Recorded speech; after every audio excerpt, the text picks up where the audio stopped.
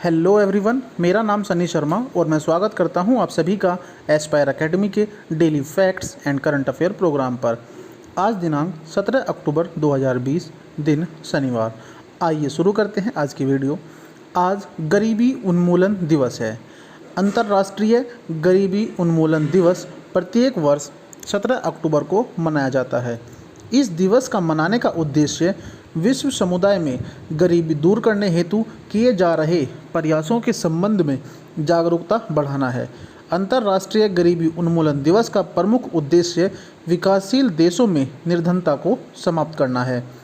यह दिवस गरीबी में रहने वाले लोगों के साथ सक्रिय भागीदारी के माध्यम से लोगों को गरीबी से बाहर लाने का प्रयास पर जोर देती है, साथ ही उनके लिए सम्मानजनक जीवन सुनिश्चित करने का प्रयास किया जाता है। आज की पहली करंट अफेयर है आर्टन कैपिटल्स पासपोर्ट इंडेक्स 2020 की सूची में भारत ने 58वां स्थान प्राप्त किया। आर्टन कैपिटल के पासपोर्ट इंडेक्स 2020 के अनुसार भारत को विश्व के सबसे शक्तिशाली पासपोर्ट की सूची में 58वां स्थान दिया गया है। न्यूजीलैंड इस सूची में सबसे ऊपर है।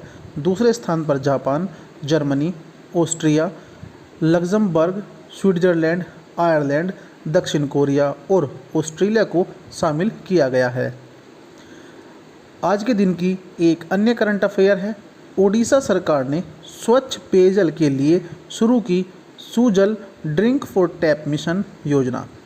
ओडिशा के मुख्यमंत्री नवीन पटनायक ने राज्य के सभी शहरी क्षेत्रों में गुणवत्ता वाले पेयजल की 24 घंटे आपूर्ति के लिए Sujal drink for tap mission योजना का उद्घाटन किया है।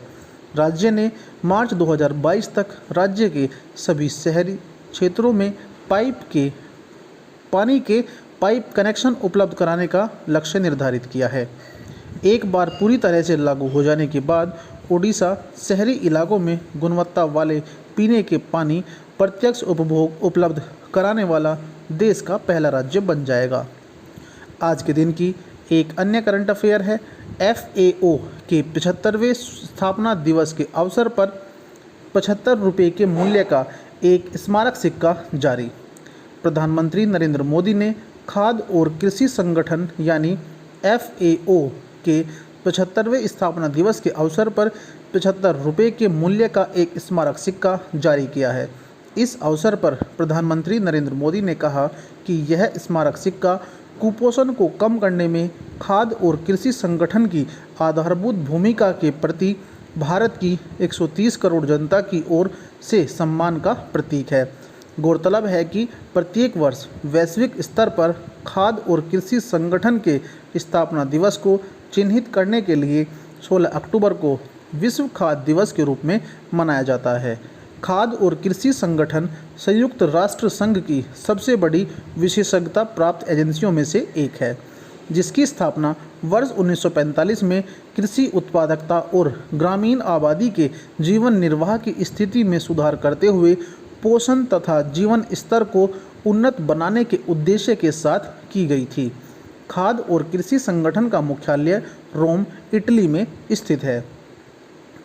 आज के दिन की एक अन्य करंट अफेयर है देश में पहली बार शुरू होगी घरेलू कामगारों की मिनी गणना। देश में पहली बार घरेलू कामगारों की मिनी गणना शुरू होने जा रही है। सरकार घरेलू कामगारों का डाटा बनाना चाहती है ताकि आने वाले समय में उन्हें भी सामाजिक सुरक्षा के साथ न्यूनतम वेतन दिलाया जा सके। घरेलू कामगारों के साथ पेशेवरों एवं प्रवासी श्रमिकों का भी सर्वे किया जाएगा। श्रम मंत्रालय के श्रम ब्यूरो को इस काम की जिम्मेदारी दी गई है। ब्यूरो ने श्रम सर्वे के मामले में अंतर्राष्ट्रीय ख्याति प्राप्त 2 अर्थशास्त्रियों SP मुखर्जी एवं अमिताभ कुंडू की एक कमेटी बनाई, जो सर्वे का प्रारूप तय करेगी। अभी तक घरेलू कामगारों का कोई डेटा नहीं है। मंत्रालय इस सर्वे या मिनी गणना के जरिए घरेलू कामगारों के वास्तविक आंकड़ों तक पहुंचना चाहता है ताकि उनके हक में नीति बनाई जा सके।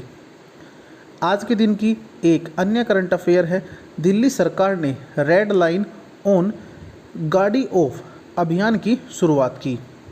दिल्ली सरकार ने हाल ही में राष्ट्रीय राजधानी में वायु प्रदूषण की समस्या से निपटने के लिए रेड लाइन ऑन गाड़ी ऑफ अभियान की शुरुआत की है। एक अनुमान के अनुसार यदि 10 लाख वाहन भी रेड लाइट पर इंजन बंद करते हैं तो एक वर्ष के भीतर 10 पीएम के उत्सर्जन में 1.5 टन और PM 2.5 के उत्सर्जन में 0.4 टन की कमी। एक अनुमान के अनुसार यदि 10 लाख वाहन भी रेड लाइट पर इंजन बंद करते हैं तो एक वर्ष के भीतर PM 10 के उत्सर्जन में 1.5 टन और PM 2.5 के उत्सर्जन में 0.4 टन की कमी हो सकती है। दिल्ली में सर्दियों के मौसम में खास तौर पर प्रदूषण का स्तर काफ़ी बढ़ जाता है, जिसके कारण दिल्ली के आम निवासियों को कठिनाई का सामना करना पड़ता है। इसी को ध्यान में रखते हुए दिल्ली सरकार ने एक वृक्षारोपण नीति भी लागू की है।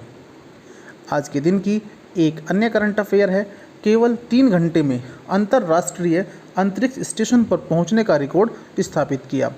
हाल ही में 3 अंतरिक्ष यात्रियों की एक जोड़ी ने अत्याधुनिक तकनीक का उपयोग कर केवल 3 घंटे में अंतर्राष्ट्रीय अंतरिक्ष स्टेशन पर पहुंचने का रिकॉर्ड स्थापित किया। नासा के अंतरिक्ष यात्री कैट रूबिन्स और रूस की अंतरिक्ष एजेंसी रोसकोसमोस के सर्गेई रेजिकोव और कुदशेव्चकोव ने 14 अक्टूबर 2020 को कजाकिस्तान के बेकोनूर से उड़ान भरी थी। इससे पहले अंतर्राष्ट्रीय अंतरिक्ष स्टेशन पर जाने के लिए तकरीबन 2 गुना समय लगता था।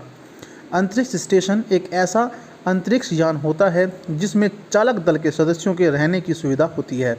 इसे इस तरह से तैयार किया जाता है कि वह लंबे समय तक अंतरिक्ष में रह सके। इसके अलावा इसमें अन्य अंतरिक्ष यान भी जुड़ सकते हैं। अभी तक अंतर्राष्ट्रीय अंतरिक्ष स्टेशन, जिसे वर्ष 1998 में अंतरिक्ष में स्थापित किया गया था, विश्व में सर्वाधिक लोकप्रिय है। यह पृथ्वी की निम्न कक्षा में स्थापित सबसे बड़ा मानव निर्मित निकाय है। आज की करंट अफेयर में इतना ही। आइए बात करते हैं देश और दुनिया के इतिहास में घटित आज के दिन की प्रमुख घटनाएं। आज ही के दिन सन 1956 में इंग्लैंड ने पहला बड़ा न्यूक्लियर पावर स्टेशन शुरू किया। आज ही के दिन सन 1970 में भारतीय क्रिकेट टीम के पूर्व लेग स्पिनर और कप्तान अनिल कुंबले का कर्नाटक की राजधानी बेंगलोर में जन्म हुआ। इन्होंने अपने कैरियर में 619 टेस्ट और 337 वनडे विकेट चटकाए हैं। आज ही के दिन सन 1973 में तेल निर्यातक अरब देशों ने इजराइल को तेल बेचने वाली कंपनी और अमेरिका व ब्रिटेन पर प्रतिबंध लगा दिया था। आज ही के दिन सन 2003 में चीन ने अंतरिक्ष में एशिया के पहले और रूस के बाद तीसरे देश के रूप में अंतरिक्ष में मानव भेजने की सफलता प्राप्त की। आज ही के दिन सन 2009 में हिंद महासागर में स्थित मालदीव के पानी के अंदर दुनिया की पहली कैबिनेट बैठक कर सभी देशों को ग्लोबल वार्मिंग के खतरे से आगाह करने की कोशिश की। आज के हमारे daily facts and current affair program में इतना ही। धन्यवाद।